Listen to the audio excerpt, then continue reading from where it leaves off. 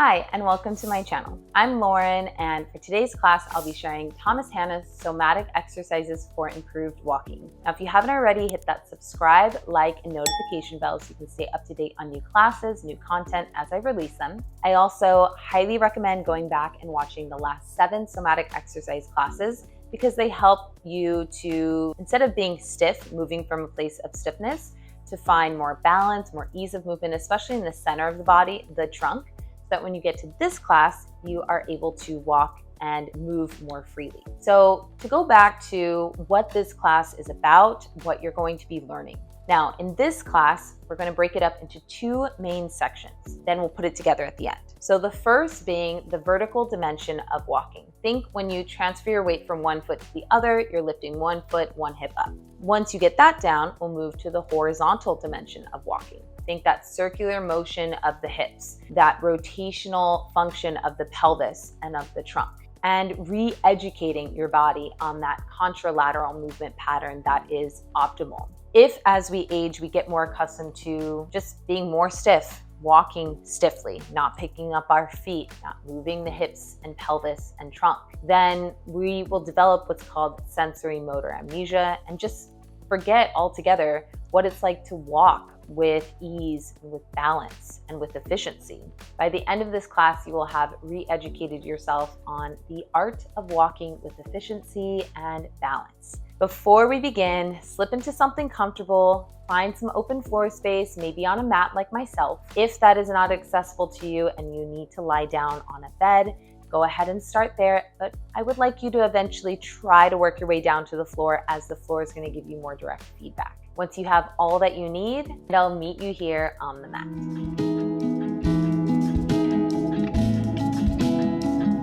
Let's start on the back. So make your way down with the legs nice and long, arms relaxed by your side. And as you lie on the floor here, close your eyes so that you can start to draw your attention inward, bringing your feet about hips width distance apart. Take a deep breath in,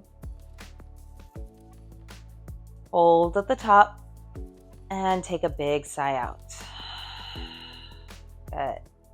Now continue breathing on your own, nice and easy, in and out of the nose, or in the nose, out the mouth.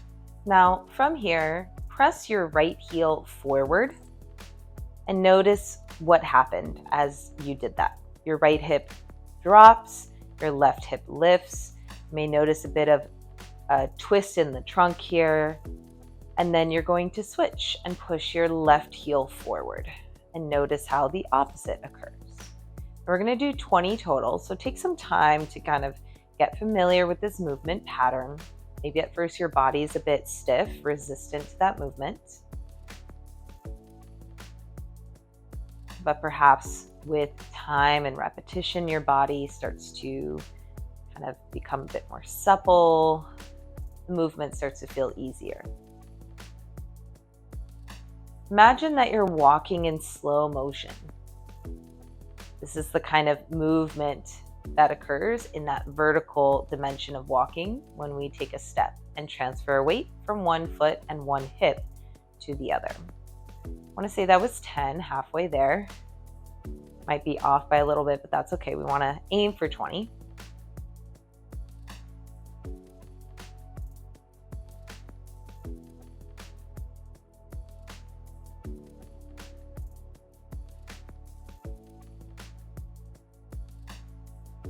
Got one more.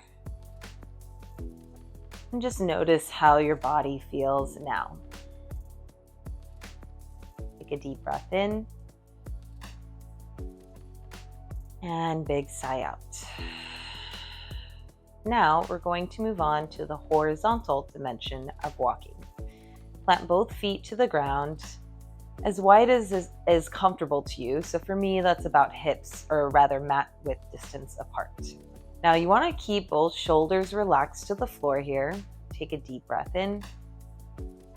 As you exhale, drop your right knee inward towards your left foot. Notice how my left leg is still pointing upwards. So I'm not letting my left leg drop out. The emphasis here is on that right hip. Now lift your trunk, your torso, especially the right hand side. So twisting your trunk, twisting your torso and the pelvis to help drop that right knee inward.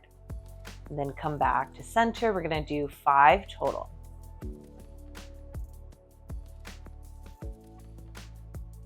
Again, you want to keep that right shoulder to the ground. So the movement is mainly from the rib cage downward. I think I got one more. And then come back to center. All right, we're going to switch and take the other side. So keeping your right foot planted, drop your left knee inward and lift your left hip upwards. So notice again the twist in your spine, the twist in your pelvis, and your hips. And come back to center. Inhale, again, 5 total. Exhale, dropping it in. Notice the more you lift your left side of the rib cage up and the left hip up, the easier it is to drop that left knee inward. So it's not just that you're moving the knee, you're moving from your rib cage all the way down. I think that was 3. I'll do 2 more.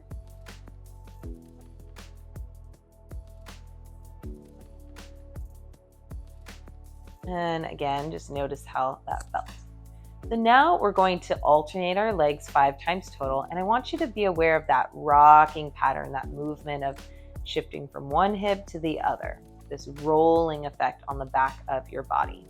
So you're going to drop the right knee in, keeping both shoulders down. Inhale, come back. Exhale, drop your left knee in. That was 1. Keep going, 5 total.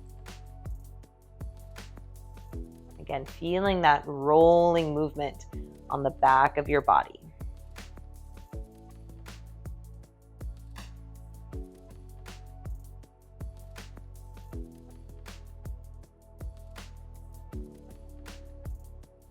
One more for me. And then go ahead and rest. You can lengthen the legs out and notice how that felt, how your body is resting on the ground. Take a breath in and a breath out. Now, plant your feet hips width distance apart so your knees are side by side with one another. We're now going to, instead of dropping the knees inward, pressing the knees forward. So this is more true to what is happening when we're walking. Take a deep breath in. As you exhale, you're going to lift the right side of the waist, rib cage, and pelvis. So this kind of twisting movement as you push your right knee forward. Now notice, the more you lift your right hip, the easier it is to push that right knee forward. Then you're going to come back, dropping that right knee down. We're going to do 5 total. Exhale again, lifting the right side of your back, waist, and rib cage, and then dropping it back down. And that was 2. Notice that chain reaction, lifting from your back, your upper back, all the way down to your pelvis as you push that right knee forward. That was 3, I think. Do 2 more.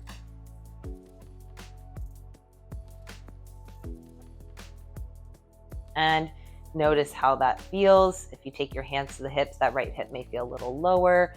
That right side may feel more supple and more relaxed to the ground. So now we're going to do that on the other side. Starting that movement from lifting the left side of your upper back, waist, rib cage, and pelvis as you push your left knee forward, and then coming back to where you were. 5 times total. Inhale to relax. Exhale to press. Again, notice the more you lift that left hip and pelvis, the easier it is to push your left knee forward. That was 3, 4, and 5. And then pause here and notice how that feels. Take a breath in and a breath out. Now we're going to alternate that movement 10 times total. So taking a breath in, exhale, lifting your right back, waist, rib cage, and pelvis as you push that right knee forward. And then inhale back to your spine.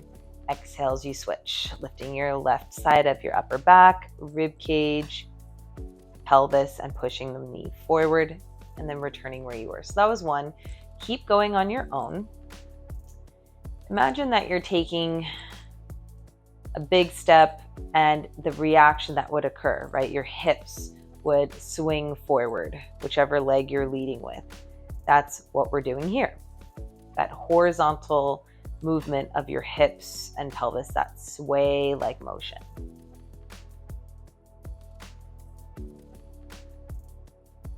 I want to say that was 5.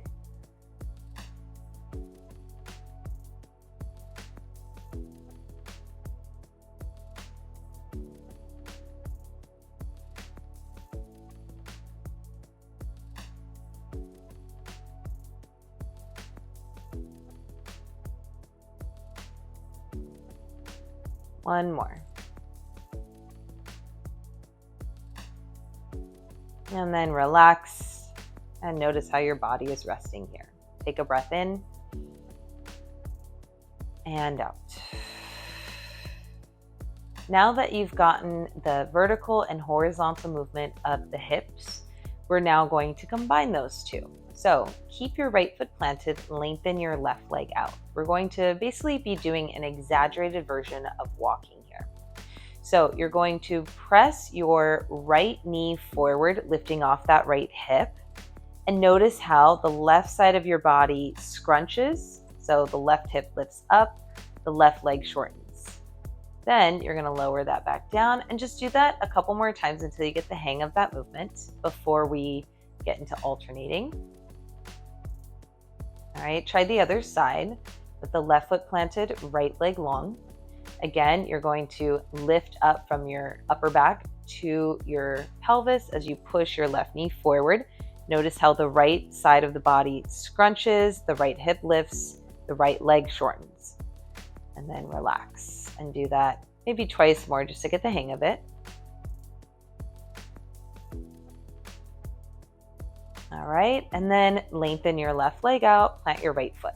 Okay, so now we're gonna go for that movement, very exaggerated movement, is as if we're walking. So you're going to lift your right hip up, press the right knee forward, shortening the left hip. As you then lengthen your right leg, plant your left foot, and push your left knee forward, shortening your right hip. And then you're going to continue switching.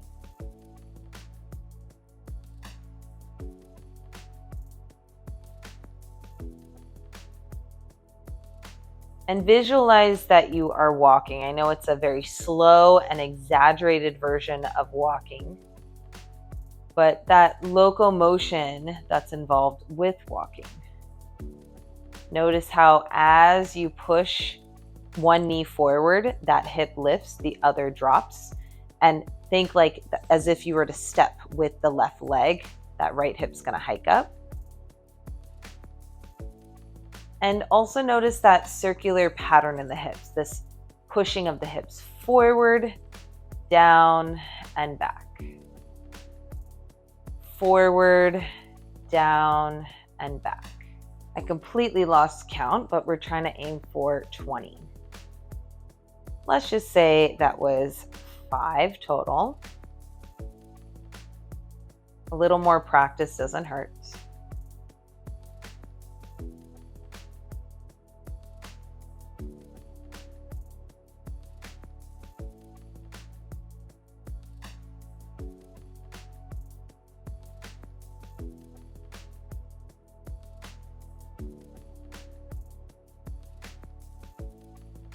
And again, you may kind of get lost in that movement pattern. You can always slow it down, reset. I want to say that was 12. I keep losing count because I keep talking, but I'm gonna stop talking so I can focus.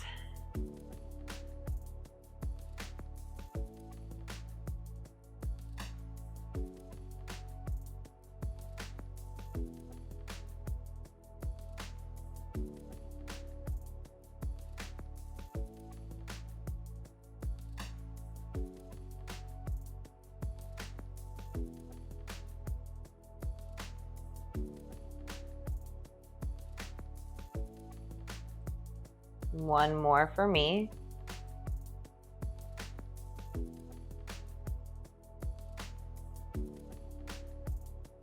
And then relax.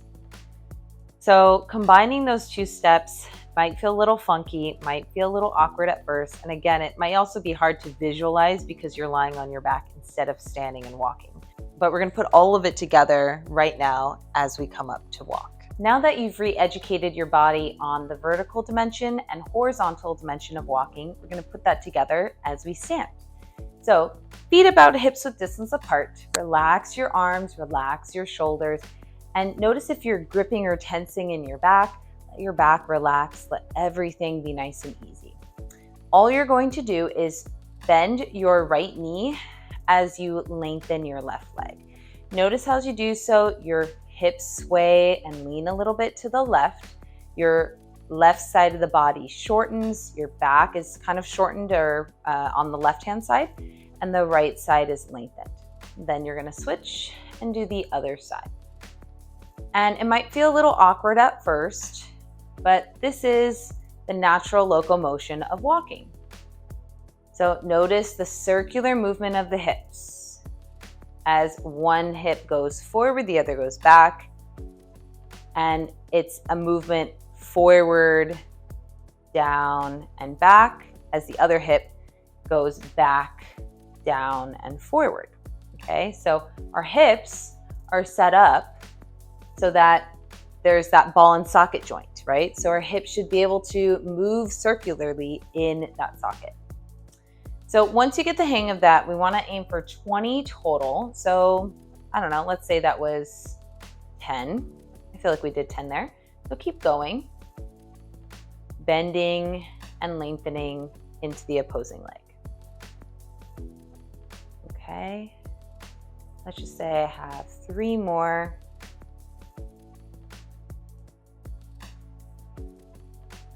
Okay. So now that I've done that movement, we're going to practice the stepping forward motion that happens. So combining the horizontal movement of your hips and pelvis with the vertical step of the feet.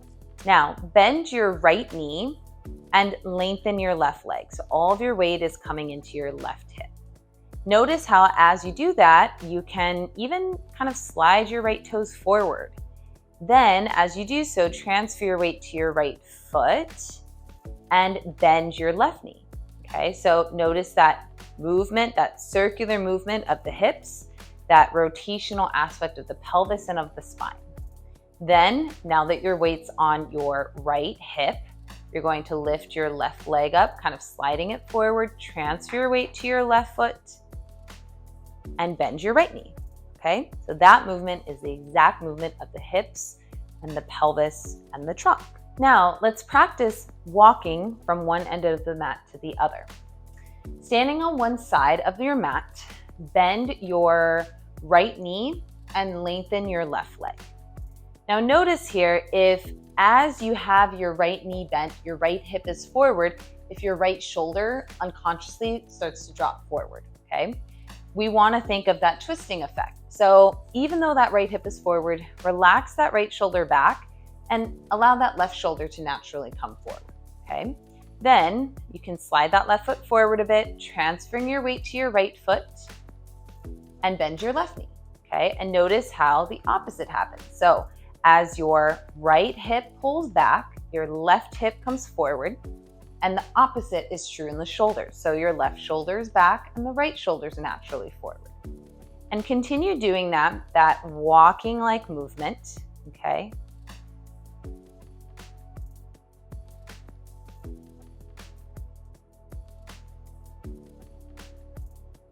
And it's gonna feel a little funky at first, like a sassy kind of walk, but see if you can allow your body to get used to not overly contracting your back muscles and letting it feel very natural, like a lion that's just walking, right? Notice how if you were to notice how a lion walks, they kind of let their weight naturally sink into their shoulders, into their hips, right? In this case, we're letting our weight kind of naturally sink into the hips, into the pelvis to create that natural locomotion, that circular movement that twisting movement. So again, practice that walk.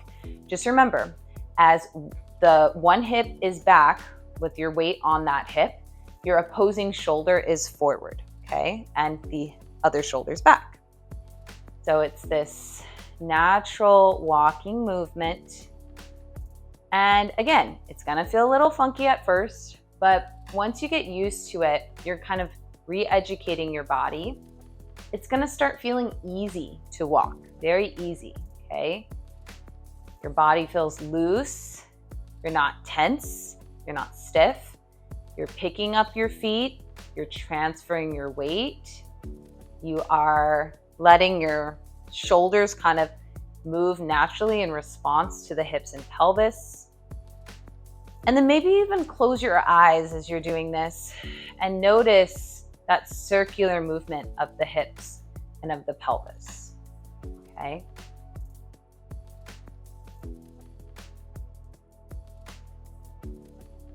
That sway of your hips, that sway of your arms in response to the movement.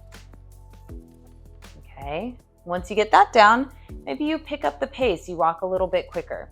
You may notice as you walk, your spine is taller, you're not stiff, you're picking up your feet, and everything is just moving naturally together. And we're gonna walk one more time from one side to the other.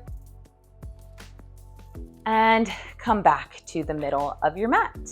So I hope that this practice really helped to inform you of the importance of moving away from getting used to being stiff all the time and re-educating yourself on the importance of relearning what is forgotten, which is that we want to voluntarily contract our muscles when we want them to work. And then we want to just as easily voluntarily relax our muscles when we don't want them to work. So when we're walking, right, we have one side weight on it, the other side's fully relaxed, and vice versa, right? This natural locomotion, minimal effort, maximum amount of ease and balance. So as I mentioned, if you haven't already, go and check out the other somatic exercise classes before you get to this one.